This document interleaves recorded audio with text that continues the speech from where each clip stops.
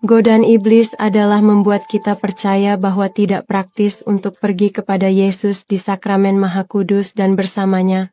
Saya baru saja bergabung dengan para suster, dan suatu hari ibu saya menelepon saya, dan dia berkata, "Saudaramu tidak pergi ke misa lagi, dan saya sedang berjuang untuk pergi ke adorasi. Saya baru saja mulai terbiasa dengan kehidupan kami.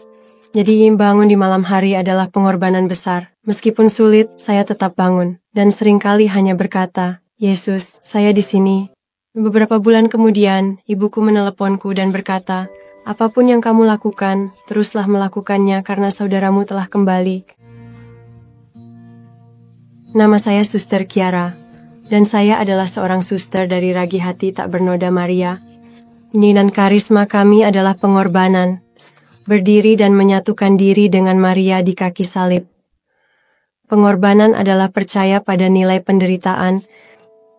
Saya akan mengatakan bahwa hal yang paling terbuang di dunia saat ini adalah penderitaan kita, karena semua orang menderita, tetapi pertanyaannya adalah, apakah kita menderita dengan baik? Semangat yang kami jalani dalam komunitas kami adalah semangat reparasi.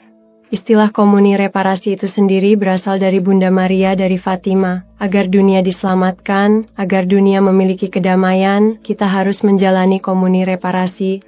Ya, dan demikianlah komuni reparasi. Dia memberitahu kita, dijalani melalui 4 hal. Salah satunya adalah berdoa rosario. Ini adalah cara yang paling sederhana dan indah untuk hidup dalam hati tak bernoda Maria. Begitu Anda mulai berdoa rosario, Anda masuk ke dalam hati Maria. Dia berbagi segalanya dengan Anda. Pikirannya, keinginannya, perasaannya, rahmatnya, semuanya, dan seluruh keberadaannya, dia sepenuhnya bagikan denganmu. Dengan berdoa rosario, saya dapat melihat dalam hidup dan panggilan saya sendiri. Saya tidak akan duduk di sini jika bukan karena rosario. Sejak setelah misa, saya selalu membawa saya ke patung Maria, dan dia akan berkata kepada saya, "Ciumlah kaki Maria." Jadi saya akan mencium kakinya, dan kami akan berdoa rosario sebagai keluarga. Saya harus jujur dan mengatakan bahwa saya tidak menikmatinya, tetapi saat tumbuh dewasa, tentu saja, itu selalu meninggalkan jejak di hati saya, bahwa saya harus berpegang pada Maria, terutama melalui rosario. Dan dalam masa-masa sulit yang kami lalui sebagai keluarga, saya selalu melihat ibu saya berdoa rosario. Dan kemudian, sebagai seorang suster, saya juga melihat bagaimana hal itu mengubah ayah saya. Ketika saya mengunjungi mereka, saya melihatnya, dan saya hanya ingat berpikir, ini bukan pria yang sama yang saya kenal. Dan saya hanya ingat ada satu kunjungan keluarga sebagai seorang suster, dan kami datang sangat terlambat. Sudah lewat jam 11 ketika kami sampai di rumah, dan ayah saya masih berkata, "Saya tahu kamu lelah, tapi saya tidak bisa tidur tanpa berdoa rosario." Saya ingat pergi tidur malam itu, dan berkata, "Maria, engkau benar-benar bisa melakukan apa saja jika engkau bisa mengubah hatinya. Karena saya tahu apa yang telah dia lalui, dan saya tahu semua masalah yang dia miliki, dan apa yang harus dia tanggung. Dan hanya perubahan hati itu saja yang begitu indah untuk dilihat, dan hanya Maria yang bisa melakukannya. Dan saya tahu bahwa itulah kekuatan rosario." Bunda Maria juga mengatakan untuk pergi ke pengakuan dosa. Ini adalah sakramen penyembuhan. Ini menyembuhkan jiwa Anda, tetapi juga memiliki kekuatan untuk menyembuhkan hubungan. Karena kita adalah tubuh mistik Kristus. Sama seperti ketika kita berdosa, setiap bagian dari tubuh itu terluka oleh dosa. Ketika kita pergi ke pengakuan dosa dan menerima rahmat, menerima belas kasihan, seluruh tubuh Kristus juga menerima rahmat dan belas kasihan itu. Jadi itu sangat kuat. Bunda Maria juga meminta dalam menjalani komuni reparasi untuk menerima Yesus dalam Ekaristi Maha Kudus. Dan tidak hanya pada hari Minggu, tetapi tentu saja, seberapa sering kita makan, kita seharusnya menerima Ekaristi. Dan itulah mengapa beberapa orang kudus memiliki kesaksian hanya hidup dari Ekaristi yang luar biasa. Tetapi kita menyadari bahwa dia adalah segalanya. Lalu mengapa kita tidak ingin menerimanya sebanyak mungkin? Dan jika kita tidak memilikinya, kita tidak memiliki kehidupan.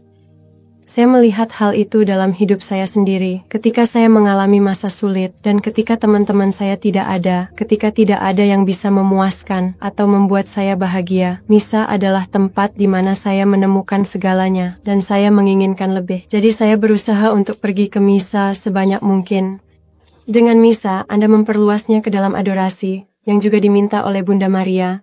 Saint Peter Julian Amart berkata, godaan terbesar iblis saat ini adalah membuat kita percaya bahwa tidak praktis untuk mengikuti jam kudus, bahwa tidak praktis untuk luangkan waktu setiap hari untuk pergi kepada Yesus dalam sakramen Maha Kudus dan habiskan waktu bersamanya.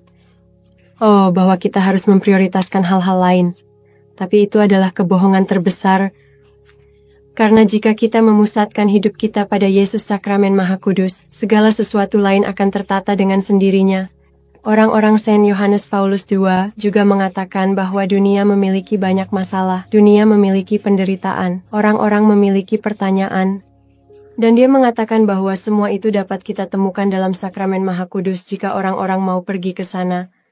Sebagai seorang suster religius, dasar hidup saya adalah bahwa hari saya harus berpusat pada Yesus dan sakramen Maha Kudus, menerimanya, dan kemudian menghabiskan waktu bersamanya. Sebagai bagian dari hati tak bernoda Maria, hidup dalam semangat reparasi ini, bagian dari hidup kami, adalah menghabiskan 1 jam suci di malam hari, 1 jam suci di siang hari. Dan jika kami memiliki lebih waktu, kami menghabiskan lebih waktu dengan Yesus daripada kebanyakan orang sebagai sakramen Maha Kudus.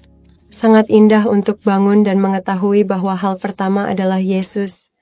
Dan saya tahu bahwa begitu saya sampai di sana, saya akan bisa melewati hari itu. Saya telah menyaksikan kekuatan adorasi dalam keluarga saya sendiri. Ketika kakak laki-laki saya mengalami masa sulit, saya baru saja bergabung dengan para suster, dan suatu hari ibu saya menelepon saya, dan dia berkata, saudaramu tidak pergi ke misa lagi. Dia tidak berdoa, dia diam. Dan saya kesulitan untuk pergi ke adorasi. Saya baru saja mulai terbiasa dengan kehidupan kami. Jadi bangun di malam hari adalah pengorbanan besar. Saya tidak memiliki keinginan untuk bangun dan pergi ke adorasi. Ketika saya mendengar itu dari ibu saya, dan saya diberi jadwal pukul 11 malam, jam tersebut yang sangat sulit, saya menyadari bahwa saudara saya akan terjaga pada jam itu bermain video game sebagai pelarian. Dan saya menyadari bahwa saya bisa terjaga bersamanya dan pergi kepada Yesus dalam sakramen Maha Kudus untuknya, agar dia dapat menemukannya kembali. Dan itu memberi saya kekuatan dan motivasi yang luar biasa untuk bangkit. Jadi, sekeras apapun itu, saya bangkit. Dan seringkali itu hanya, Yesus, aku di sini. Kamu tahu, aku hanya di sini, tapi aku akan berada di sini selama 1 jam untukmu. Dan beberapa bulan kemudian, ibuku meneleponku dan berkata, apapun yang kamu lakukan, teruslah melakukannya, karena saudaramu sudah kembali. Dan bagi saya, itulah kesaksian terbesar tentang kesetiaan Yesus kepada kita. Dia menunggu kita setiap saat, setiap hari. Dia berkata, aku selalu bersamamu. Dan jika kita pergi dan bersamanya, maka dia akan mengurus segalanya.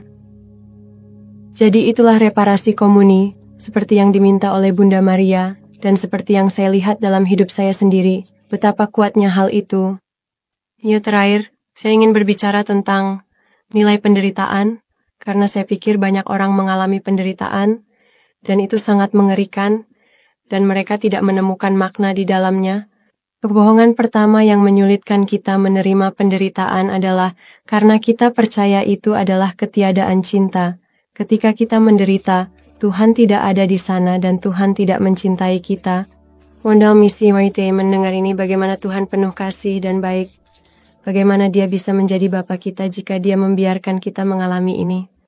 Ya, dan itu karena kita berpikir, dia tidak ada ketika kita menderita. Tetapi Tuhan menjawab penderitaan dengan tidak hanya mengatakan, aku akan menghilangkannya. Tetapi dia berkata, aku akan menderita bersamamu.